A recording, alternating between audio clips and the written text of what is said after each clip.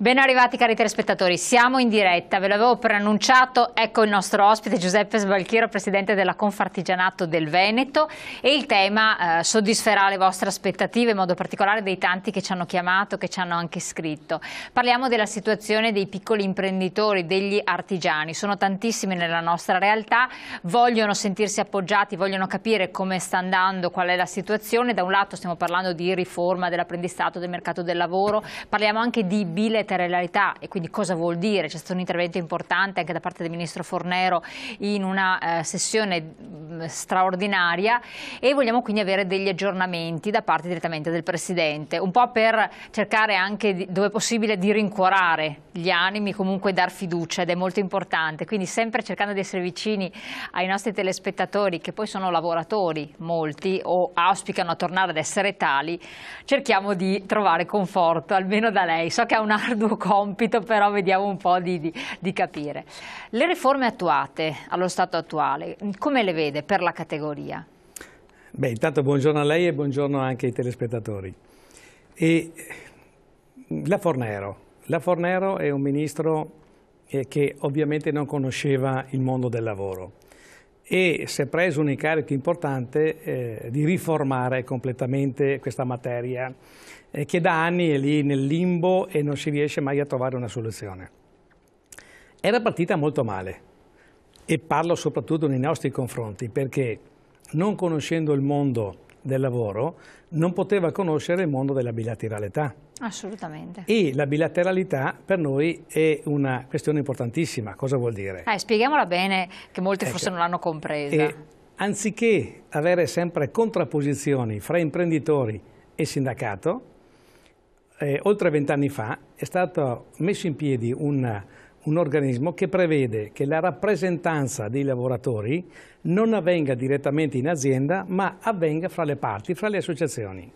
Quindi Confartigianato, CNA e Casa, CGIL, CISL, UIL hanno convenuto che in materia di lavoro e di contrattazione per l'artigianato è veneta, quindi c'è un contratto veneto che va a seguire il contratto nazionale e che tutti gli strumenti che vengono attuati in Veneto e che rimangono veneti vanno a vantaggio delle imprese e dei lavoratori. Quindi questo è un qualcosa di tipico. Ecco, un dato importantissimo che è emerso, questo cosa ha fatto scaturire? Ha messo in piedi un ente bilaterale che è formato dalle rappresentanze nostre, dalle rappresentanze dei lavoratori e che ha un unico scopo. Quelle poche risorse che vengono raccolte, che erano previste contrattualmente, quindi non c'è niente di nuovo, nulla di più, vanno a finire all'interno della gestione di questo ente bilaterale che poi li ripartisce esattamente secondo quanto previsto dai contratti e dagli accordi fra le parti, tornano sia ai lavoratori che alle imprese. Ovviamente in percentuale maggiori ai lavoratori e in maniera adeguata anche alle imprese. Chi sono i versanti all'ente bilaterale?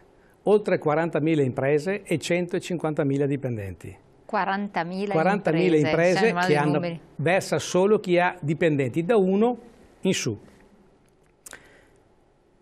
È una massa critica importante perché si capisce che 10 euro moltiplicati 140.000 dà risorse importantissime. Sono tornate nel territorio, quindi ai lavoratori e alle imprese in 20 anni, perché quest'anno festeggeremo, quest'anno festeggeremo il 20°, oltre 200 milioni di euro.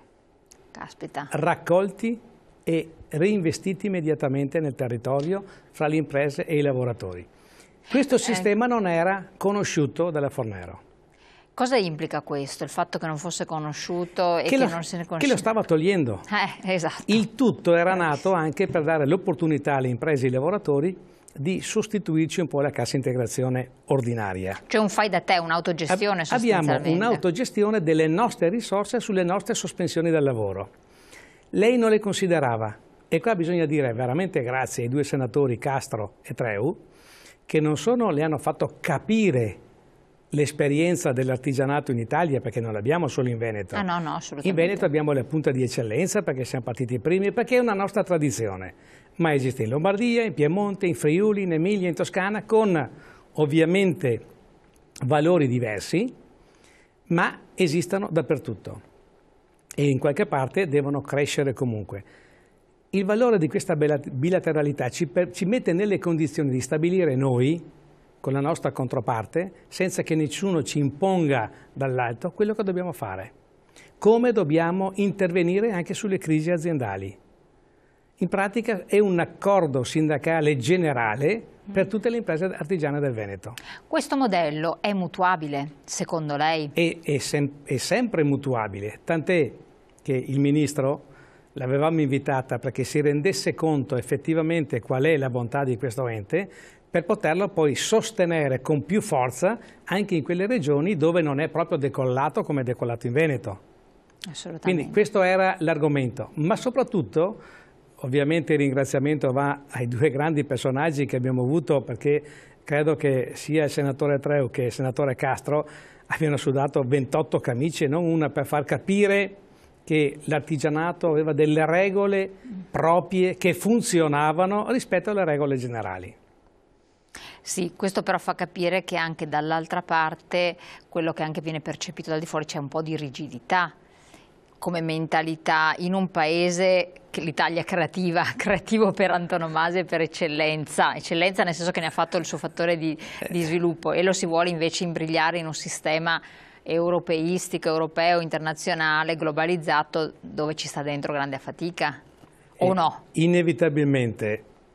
Tutta la contrattualistica italiana è diversa che non negli altri paesi europei. Poi c'è qualcuno che dice esattamente il contrario, che là sono migliori, ma se ci rifacciamo anche a quella famosissima lettera, no, che c'è, non c'è, esiste, dove l'Europa ci invitava finalmente a rendere l'ingresso nel lavoro molto più facile, molto più agile per tutti, vuol dire che fino ad oggi abbiamo protetto chi il lavoro ce l'ha, non chi il lavoro non ce l'ha.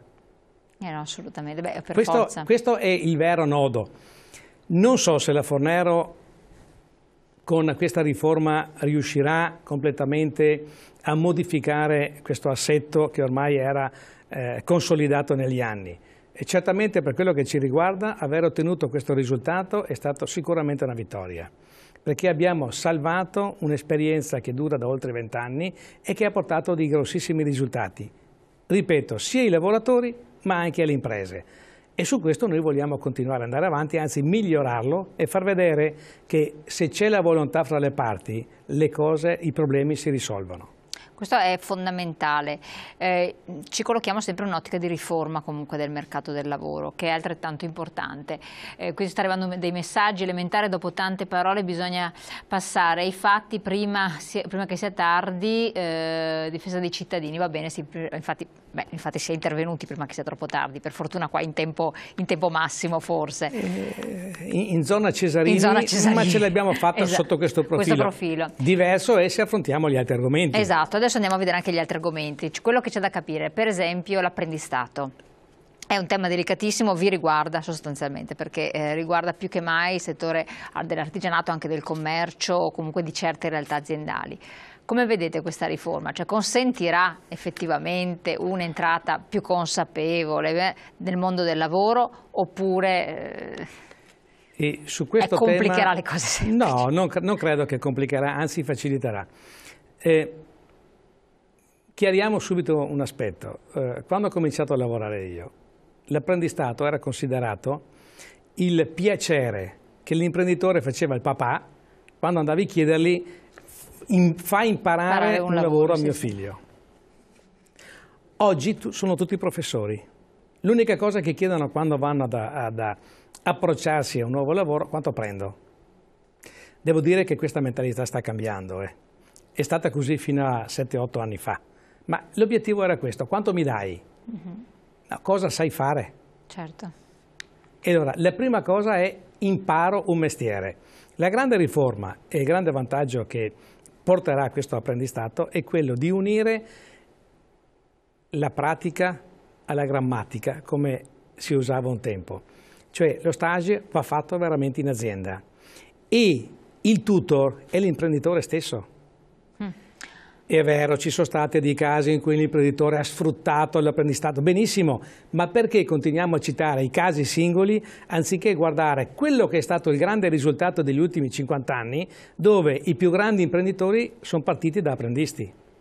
E perché non lo diciamo mai questo? Assolutamente. Cioè, quanti sono gli artigiani che sono diventati artigiani perché hanno fatto bottega, hanno fatto apprendistato e poi sono diventati grandi artigiani e grandi imprenditori? E allora, anziché guardare sempre l'albero che cade, guardiamo la foresta che cresce, che fa molto meno rumore ma rende molto di più. Però si era arrivati a dei paradossi lamentati da molti, in cui tanti giovani entravano, non imparavano niente, facevano lavoro di riempitivo non qualificante ed erano, tra virgolette, sfruttati da un sistema che non andava bene né agli uni né agli altri. Apprendistato o a progetto o co-co-co, perché facciamo il distinguo. Esatto, anche quello bisogna vederlo. Bravo. Allora, sull'apprendistato io credo che se c'è un programma lo si segue. Avevano delle ore di formazione, benissimo, probabilmente a qualcuno queste ore di formazione non andavano bene, perché se uno non è interessato a quelle materie dice ma cosa vado a perdere tempo?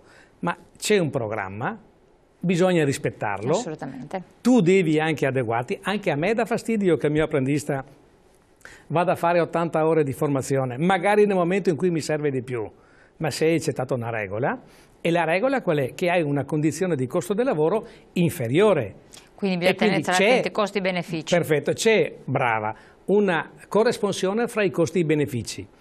Poi c'è il ragazzo che ha difficoltà di imparare, c'è l'imprenditore che ha difficoltà di insegnare. Parliamone. Assolutamente, sì, sì, questo è chiarissimo. Quindi bisogna trovare anche un dialogo che forse si era perso nella gran foga della produzione in assoluto entro i tempi stabiliti. Le do un dato, perché questi bisogna ricordarseli. Quando è che l'istituto dell'apprendistato è andato in crisi? Quando tutto era diventato automatizzato. Sì, sì, sì. Allora, la differenza per l'apprendista appena entrato e un operaio che è lì da 20 anni di valutare se premere il bottone rosso, quello verde o quello giallo. No, non c'è niente assolutamente da valutare. Abbiamo appiattito tutto. Quindi un mea culpa, e abbiamo tolto la responsabilità e anche i meriti. Dequalificato forse. Abbiamo dequalificato il lavoro e questo è frutto degli anni 70-80. Certo. Poi negli anni 90 e soprattutto negli anni 2000 qualcosa è cambiato. E adesso l'apprendistato è ancora un istituto che può essere interessantissimo per imparare un lavoro e per essere più presenti all'interno dell'azienda. Ecco, questo è importante. Dopo parleremo anche di quelle professioni di cui si continua a far menzione, che sarebbero ricercatissime e per le quali mancano questi professionisti. Quindi vediamo cosa ne dice lei, se è vero oppure no, se sono miti da sfatare oppure se sono veramente dati reali e quindi ci sono delle opportunità. Tra poco pubblicità.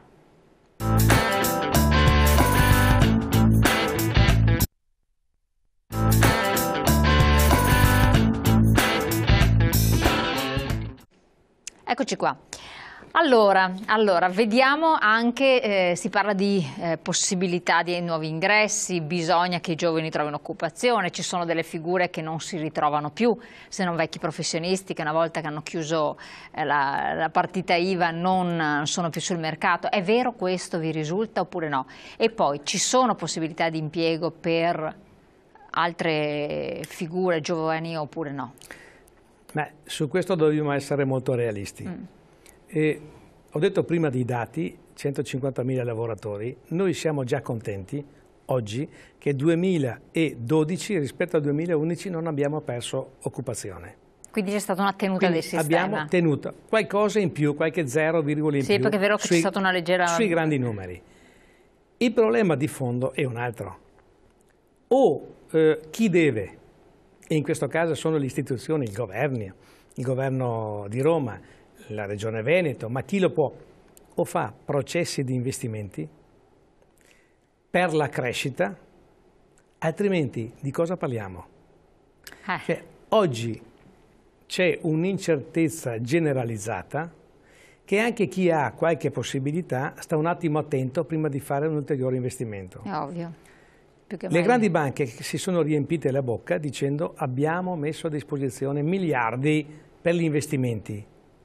Sì, ma se nessuno li fa gli investimenti, questi miliardi te li tieni là a saccoccia e l'hai fatto forse perché sapevi che non venivano spesi. Assolutamente, ma anche perché poi risulta rischioso in questo momento per l'imprenditore fare un investimento, ottenere un finanziamento se non è in stato di necessità. Ce ne sono imprese che stanno investendo molto, ce ne sono a macchia di leopardo, ma ce ne sono. Quelle che hanno l'export che sta andando. Quelle che hanno ma anche settori interni. Perché c'è chi riesce a guadagnare anche in queste situazioni, guadagnare in maniera pulita ovviamente, non essendo scorretti. Perché? Perché ci sono dei settori che stanno ancora tirando. Abbiamo sentito oggi dell'auto, la dichiarazione di Marchionne. Sì. Abbiamo sentito anche che l'autoriparazione non ha subito contraccolpi. Non è vero. La gente non porta più la macchina a riparare in carrozzeria, si tiene la botta. Perché? Perché o mancano le risorse o ha paura di spendere. Non sa cosa succederà nel domani, per cui se non hai la certezza, in questi anni, in questi ultimi 30 anni, un tempo si dicevano le cambiali, poi sono diventati i pagherò, poi è diventato l'acquisto con la carta di credito, poi è diventato si acquista sempre prima di spendere, ma perché hai la certezza che ti arriverà lo stipendio, hai la certezza che ti arriverà il pagamento, ma oggi non hai la certezza che tutti ti paghino, tant'è che se ascoltiamo i nostri imprenditori, io ne sento tutti i giorni, veramente arrabbiatissimi, perché si è interrotta la catena di pagamenti. E se io non ricevo il mio pagamento, come faccio a pagare il mio fornitore? Sì. E quindi la situazione è questa, tant'è che in più momenti abbiamo detto alle banche, o cominciate a mollare i cordoni, perché le banche hanno una grossissima responsabilità su questa crisi, che se la mettano via. È inutile che stiano lì a scaricare. Hanno dato troppo credito agli imprenditori, ma l'avete dato voi. Noi l'abbiamo chiesto, voi l'avete dato. Adesso non dite che voi ce l'avete dato e quindi la colpa è nostra. Perché se non la davate 3 anni fa, 10 anni fa, forse qualcuno si rimetteva in riga, ma il credito anche facile ha permesso questo. Sì. Poi il credito facile, mutui al 120%. Ma infatti stavo pensando a quello, cioè, perché ma ragazzi, ma di cosa parliamo? Non stiamo parlando di interessi spaventosi, cioè non alle aziende, ma anche ai privati. Sì. I mutui al 120% sulla scia degli anglosassoni, dove tutto era possibile. Per cui un po' di sano realismo. Di sano realismo e anche di autocritica deve esserci. Io sono convinto che ci sono degli spazi. Ma gli spazi ci sono sicuramente se il governo comincerà veramente a fare quelle iniziative per la crescita del Paese, che non significa tagliare i costi del pubblico. Quello lo doveva fare già 20 anni fa. Io ho letto un dato che mi ha fatto inorridire. La spesa pubblica negli ultimi 10 anni è aumentata di 2 milioni all'ora e questi hanno ancora il coraggio di parlare. 2 milioni all'ora!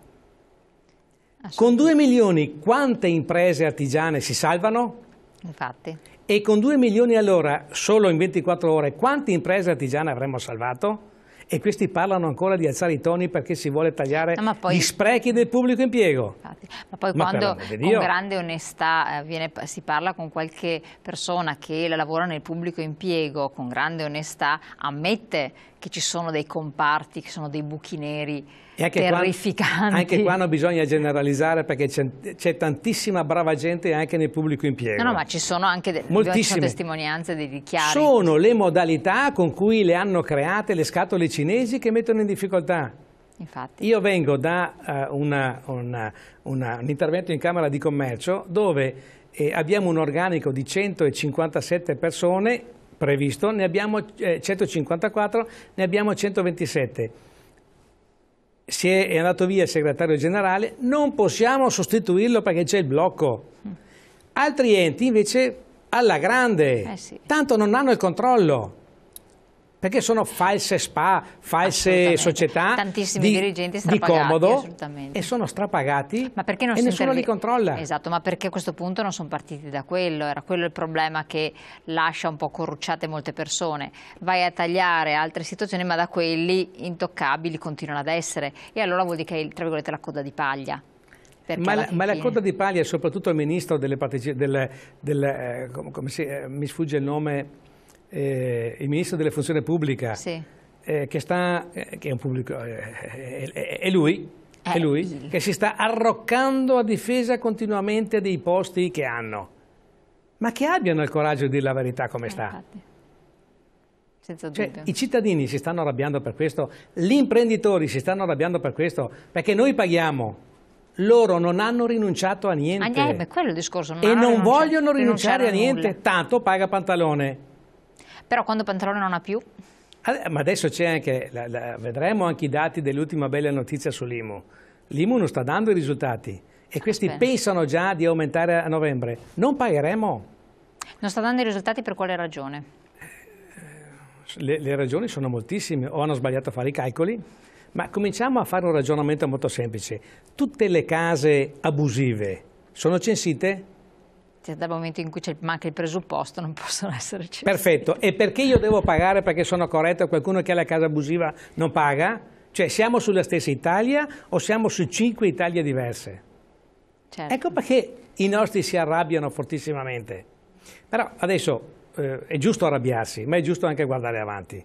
Noi abbiamo un compito, io parlo come rappresentanza dei contatori, abbiamo un compito, quello di difendere il più possibile gli interessi delle nostre imprese, ma anche quello di creare un po' di fiducia, per quello che ci è possibile. Certo, non ho fatti assolutamente. Quindi io dico che i dati che abbiamo non sono ottimistici, nella maniera più assoluta, perché ho già detto prima, teniamo con l'occupazione, ma se non riapre il credito non so cosa succederà a settembre.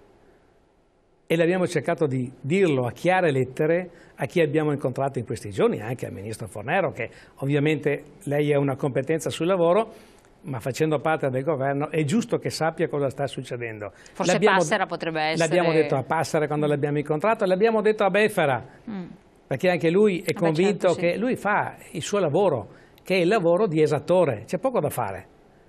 Ma un conto è fare gli esattori in maniera intelligente e un conto è fare gli esattori perché ci sono le procedure.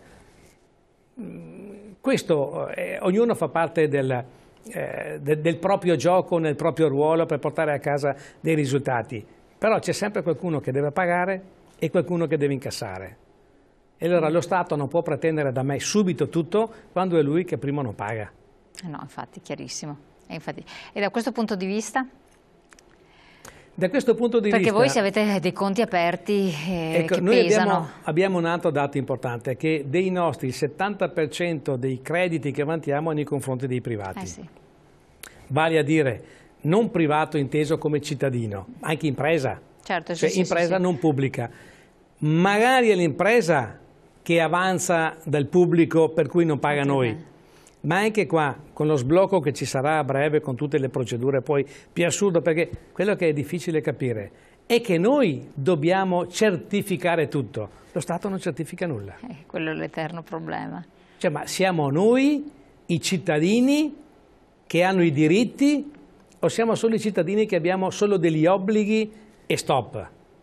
Perché la Costituzione non dice questo. Presunzione di colpevolezza nei confronti del cittadino, perfetto. Assolutamente. E poi delle imprese. Cioè, c'è la colpevolezza delle imprese a prescindere.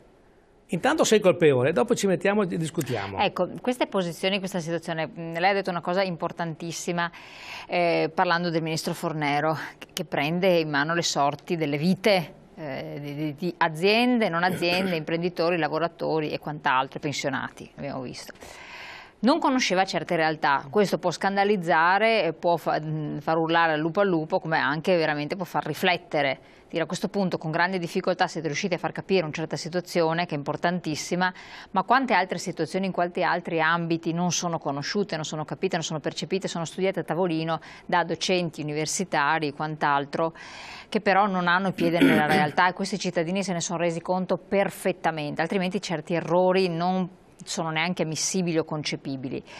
E allora, quanto voi riuscite anche in questi altri ambiti ad avere una breccia forti di una credibilità, magari di una modalità di approccio che siete riusciti ad instaurare, vostre capacità, eccetera, per ottenere qualche cosa, perché lì potrebbe essere la chiave di volta effettivamente di una possibilità di rilancio, perché se veniamo inglobati in un unico sistema, questo è il sistema Paese Italia, non c'è differenza di nessuno rispetto agli altri, come dicono giustamente i comuni, no? Attenzione, ci ammazzate tutti, noi siamo, oppure la Regione Veneto che dice ma se io ho già preso provvedimenti per quanto riguarda la mia sanità, diciamo, non entriamo nello specifico, ma io qualcosina sto facendo, non potete mettermi allo stesso livello della sanità calabrese o quant'altro. E c'ha ragione sotto certi profili. È vero, non è tutto uguale, non credo che siate tutti uguali, no? Assolutamente no. Allora, ci sono due approcci per affrontare il problema. Il primo è quello di arrabbiarsi. E vabbè, quello l'hanno già fatto tutti, sono tutti arrabbiati. Di gridare, ormai, di urlare, guarda, non serve a e non porti a casa niente. L'altro che è quello di documentarsi e far capire, difficile, strada più lunga, percorso più controverso, e far capire come stanno le cose. Questo ci siete riusciti in un pezzetto. Io ho scelto questo metodo.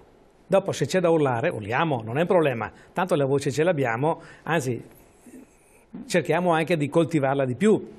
Ma credo che il confronto e il dialogo sia la cosa migliore, in assoluto. L'abbiamo visto con la Regione Veneto e dei risultati sono arrivati. Lo stiamo cercando di fare con il governo. Qualcosa succede, ma è troppo poco rispetto a quello che è necessario.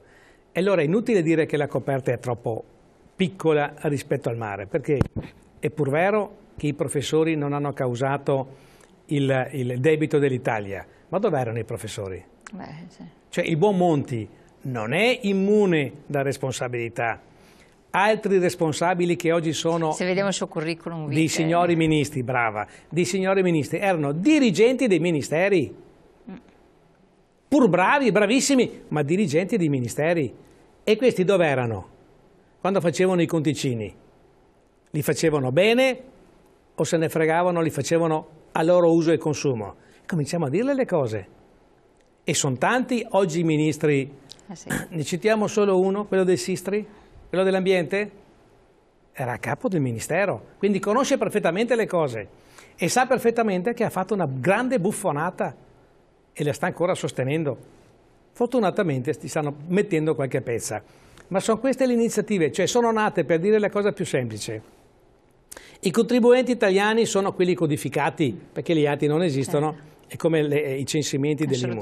Sono 10 milioni, 10 euro a testa abbiamo già salvato il problema. Non si fa così. Infatti, ma quello che dicono anche non si fa più così, è sbagliato. Ma questo deve essere un messaggio che deve essere percepito, perché altrimenti si continua su una strada sbagliata e si scatenano delle reazioni che possono essere inconsulte. Perfetto, ed è questo il punto, tenere calme le persone, ma quelle che sono anche più esauste, certo. Ma soprattutto cercare di portare a casa anche dei risultati che vanno a dare un po' di soddisfazione a chi ha già dato molto. Chiarissimo. Pubblicità, poi tiriamo un po' le fila di tutto quanto, tra poco.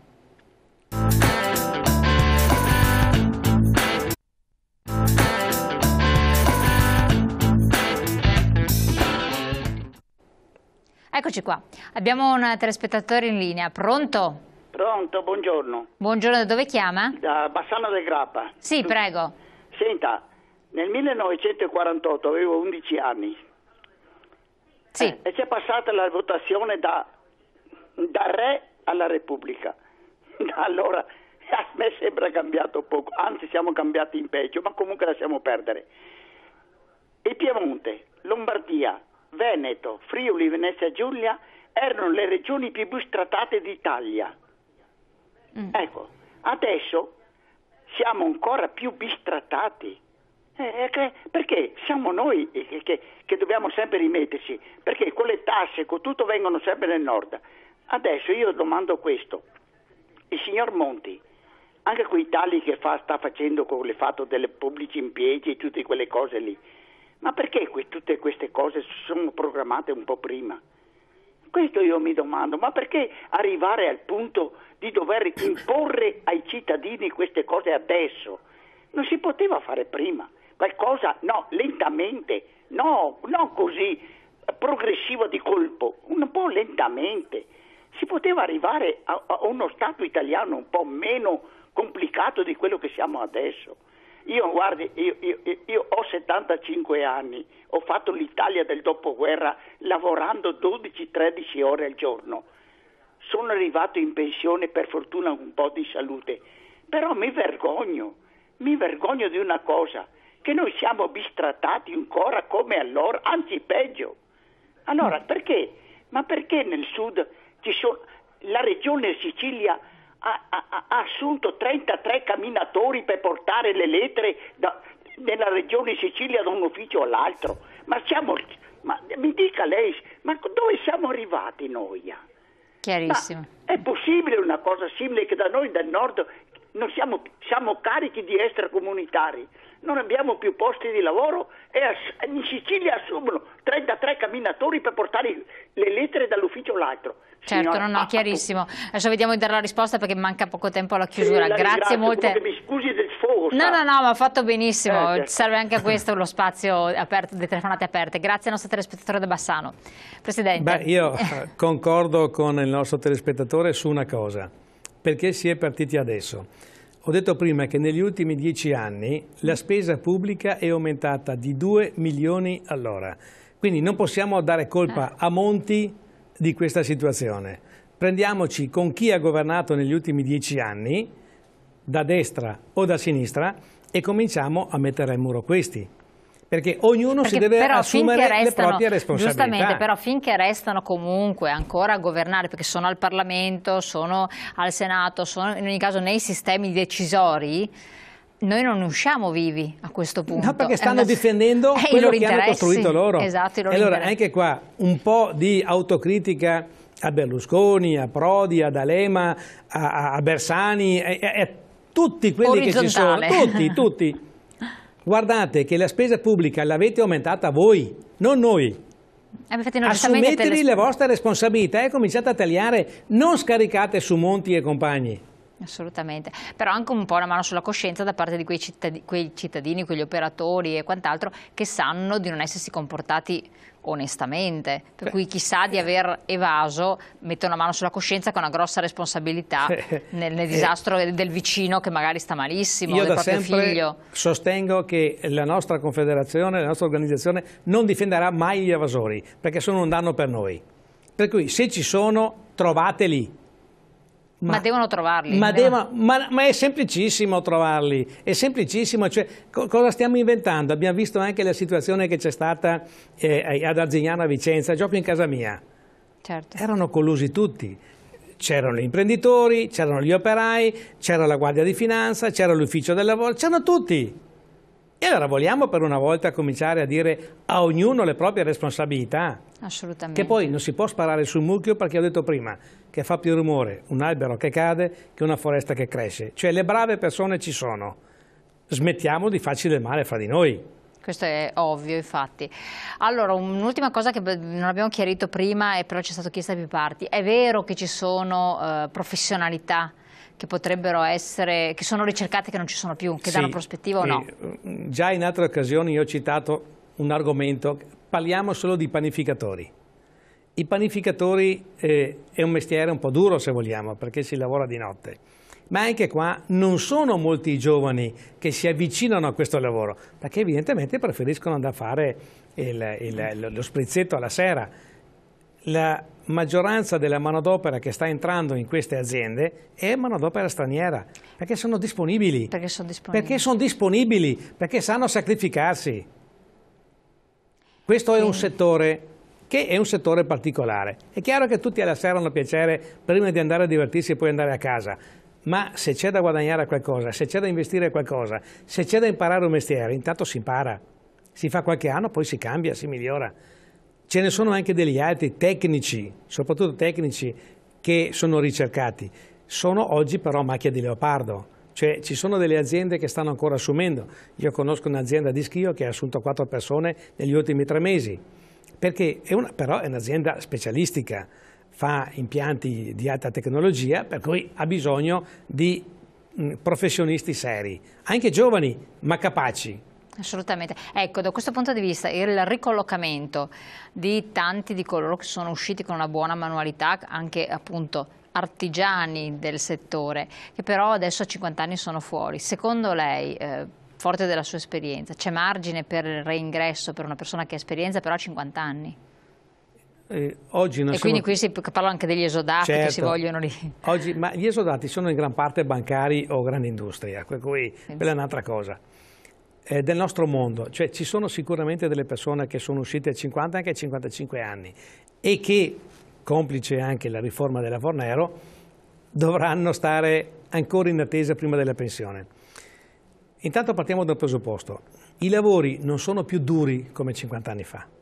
No, certo, poi c'è un'agevolazione importante. Ci sono oggi delle facilitazioni anche sullo sforzo fisico che sono importantissime, per cui dichiarare a una persona di 50 anni o 55 che non è giusto, non è corretto, cioè non fosse altro perché li ho già superati anch'io, ma al di là di questo non è corretto, perché credo che a 50 anni, a 55 e 60 anni una persona sa dare molto ancora. Chiaro che non può fare dei lavori particolari, ma va riqualificato per dei lavori importanti. Ma c'è l'azienda che lo potrebbe prendere? Esiste la Ho mentalità detto prima dell'imprenditore? che ci sono delle aziende che assumono, ma credo che oggi lo sforzo più importante che hanno fatto le nostre aziende è quello di conservare i posti di lavoro esatto, che ci sono. Bisogna ricreare fiducia, stima, creare crescita, creare futuro, e allora credo che anche chi è lì che sta aspettando prima di fare un passo ancora in avanti, se vede che c'è un po' di luce in fondo al tunnel lo fa. Assolutamente. Ma se il buio è sovrano, non se ne viene. credo diventa difficile. Benissimo, grazie di essere stato qui con noi Presidente, di aver fatto chiarezza su alcuni aspetti che sono importantissimi, di continuare nel suo lavoro di insegnamento a chi non sa. Esatto. Grazie ai nostri telespettatori di averci seguito, noi come sempre ci ritroviamo domani con la trasmissione di approfondimento. Grazie. Grazie, arrivederci a tutti.